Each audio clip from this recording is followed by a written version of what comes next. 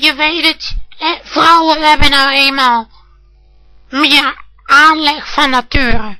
Van nature meer aanleg voor zorgtaken. Maar wat zou je dan willen op het levensgebiedje van financiën? Ja, je zou dan ook wel even geen 60 willen.